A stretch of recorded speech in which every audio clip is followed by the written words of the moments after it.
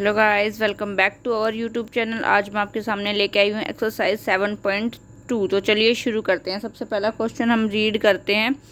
Draw number lines. आपको number lines draw करनी है। Locate the points on them. और ये जितने भी पॉइंट्स यहाँ दिए गए हैं उनको उस पर लोकेट करना, नंबर लाइन पे ड्रॉ करना आपको बेसिकली। ठीक है, यहाँ पे नंबर है 1/2, 1/4, 3/4, 4/4। ये नंबर मैंने कॉपी में लिख दिए। देखो यहाँ मैंने लिख दिए हैं, हाँ, 1/2, 1/4, 3/4, 4/4। अब बेटा इसमें एक कंफ्यूजिंग है। सब ये तुम्हें पता होगा, ऊपर वाले को न्यूमरेटर बोलते हैं, नीचे डिनोमिनेटर। सबके डिनोमिनेटर में यहाँ 2, 4, 4, 4, सबके में 4 है, लेकिन सिर्फ इकलौता यहाँ है जहाँ पे 2 है। तो हमें थोड़ा सा डिफ़िकल्टी होगी। हम क्या कुछ मतलब नीचे वाले अगर सेम है ना, डिनोमिनेटर सेम है तो इजी हो जाता है नंबर लाइन पे ड्रॉ करना, सिंपली ड्रॉ कर दो। लेकिन यहाँ पे थोड़ा सा एक्सेप्शनल केस आ गया है, ये थोड़ा अलग है। तो मैं क्यों ना इसको भी सेम 4 के उसमें कन्वर्ट कर दूँ। तो कुछ ऐसा करूँ कि ये यहाँ पे भी नीचे 4 बन जाए। तो 2 को मैं 4 कैसे बना सकती हूँ, नीचे को 2 से मल्टीप्लाई करके, 2 2 जा 4 आ जाएगा। लेकिन आप कभी भी एक तरफ मल्टीप्लाई नहीं कर सकते। अगर आप नीचे मल्टीप्लाई कर रहे हो तो आपको ऊपर भी मल्टीप्लाई करना पड़ेगा। तो 1/2 को मैंने 2 से नीचे मल्टीप्लाई कर दिया और ऊपर भी। उससे करने के बाद कितना आ गया, 1 2 जा 2 और 2 2 जा 4, 2/4 हमारी वैल्यू आ गई। तो मैंने इसको चेंज करके क्या लिख दिया, 2/4। यहाँ पे क्या है, 1/4, फिर है 3/4 और 4/4। अब डिजिट देखो, अब सबके नीचे क्या हो गया, 4 4 4। अब हमारा क्या हो गया, सेम। अब हम इजीली से इनको लोकेट कर सकते हैं। ठीक है, यहाँ पे मैंने नंबर लाइन ड्रॉ करी 0 के बाद।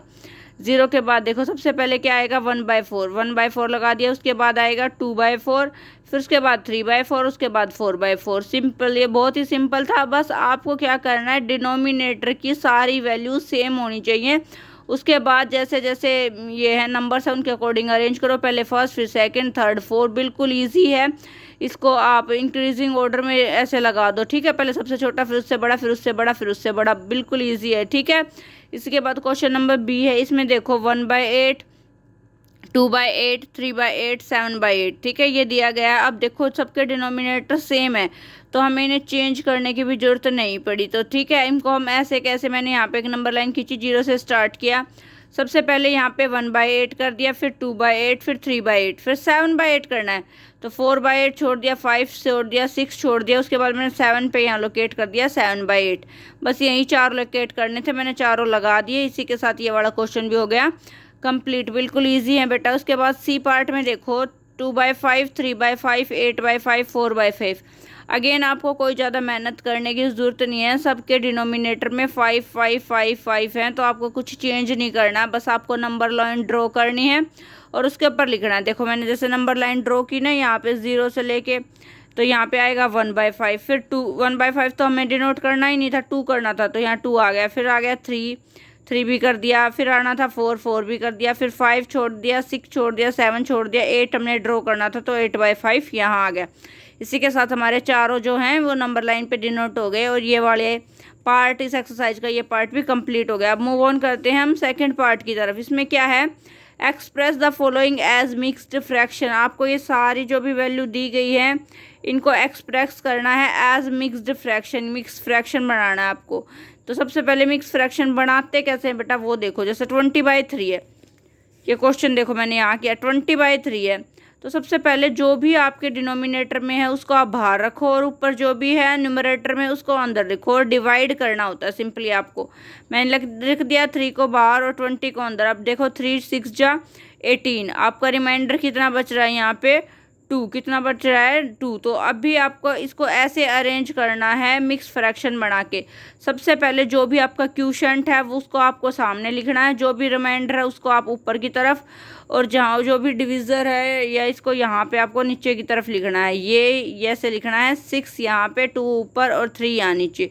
ठीक है, 6 2/3 ये होगा इसका मिक्स्ड फ्रैक्शन बन गया, ये याद रखो। ठीक है, उसके बाद है 11/5। इसको फिर से डिनोमिनेटर में 5 है, इसको हम डिवाइड करेंगे किससे, 11 से। ठीक है, कितना गया, 5 2 जा 10। कितना रिमाइंडर बचा, 1। तो रिमाइंडर ऊपर, ये क्वोशंट यहाँ पे और ये 5 यहाँ पे। ठीक है, ऐसे ही करना, याद रखना।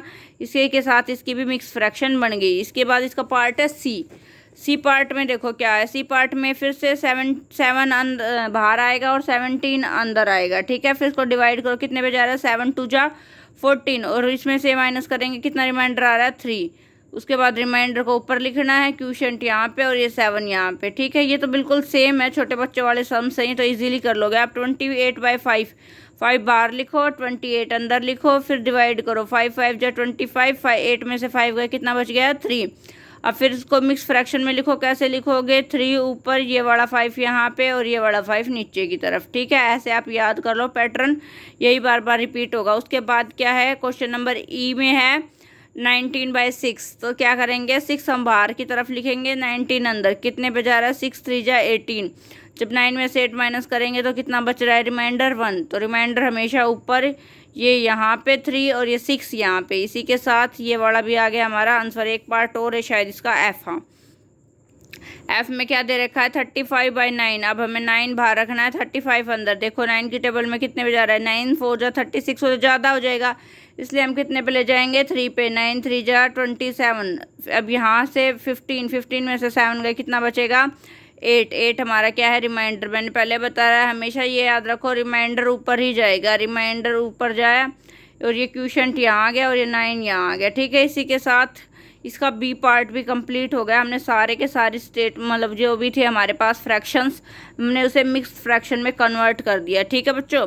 उसके बाद रीड करते हैं क्वेश्चन नंबर 3। इसे शायद इस एक्सरसाइज का लास्ट पार्ट है। Express the following as improper fraction. अब क्या दे रखा है, अब मिक्स फ्रैक्शन आपको दे रखे हैं ऑलरेडी। देखो ये मिक्स फ्रैक्शन लग रहे हैं ना, देखने से ही पता चल रहा है।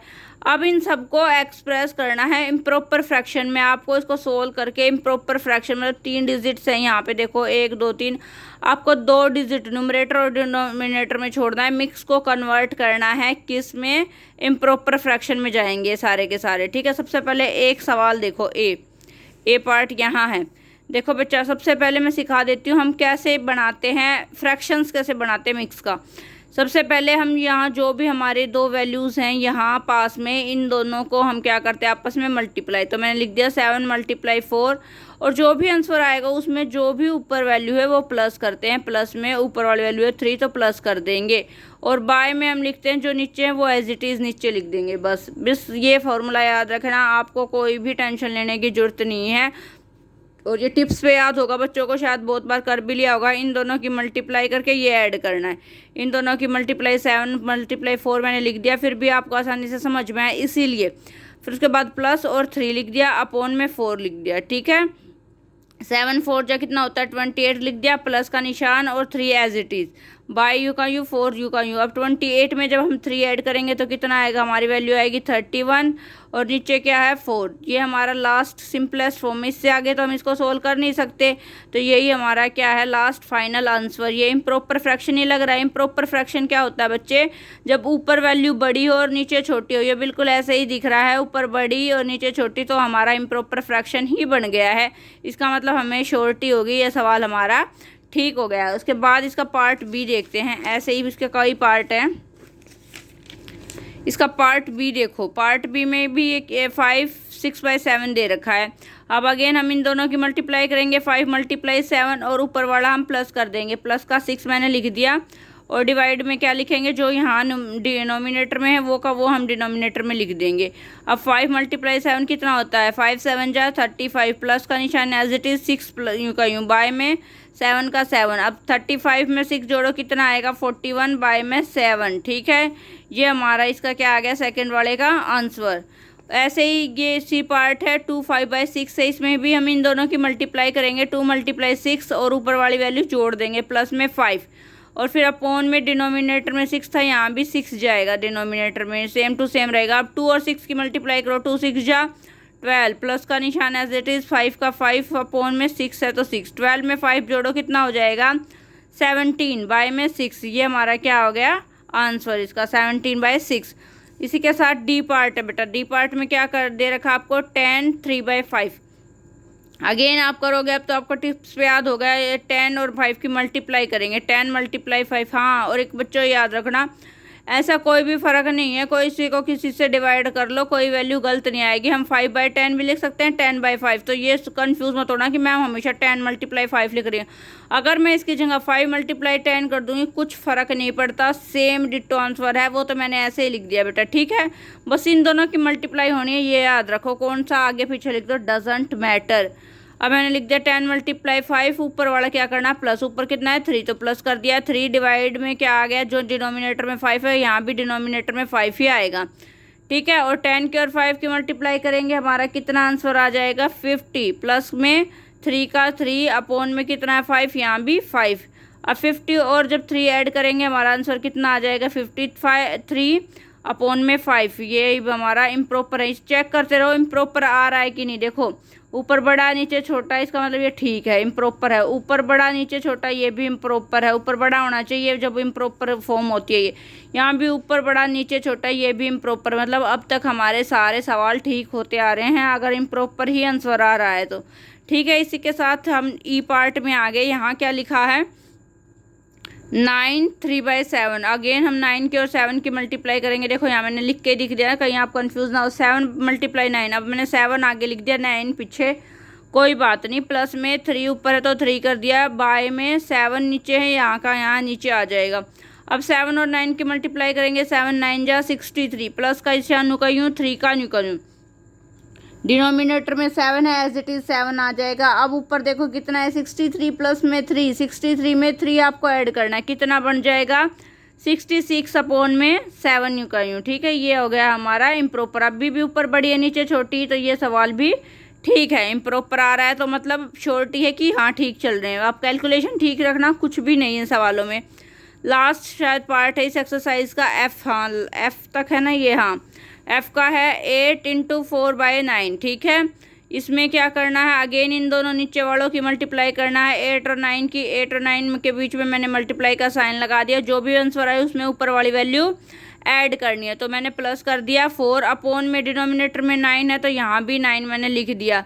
अब 8 और 9 की मल्टीप्लाई करो, 8 9 जा कितना आ गया 72, प्लस का निशान ऐसे का ऐसे, 4 ऐसे का ऐसे, डिनोमिनेटर में यहाँ क्या लिख दिया 9।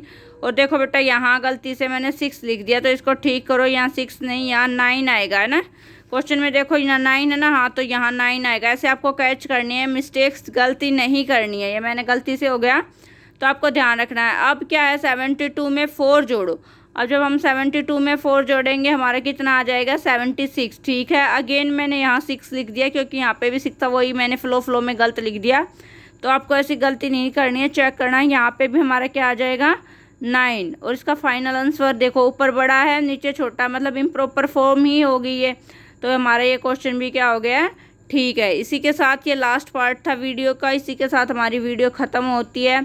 अगर बच्चों आपको वीडियो पसंद आ रही है या फिर समझ में आ रहा है, अच्छा लग रहा है वीडियो से कुछ भी, तो प्लीज़ लाइक सब्सक्राइब शेयर ज़रूर करें चैनल को। Thank you.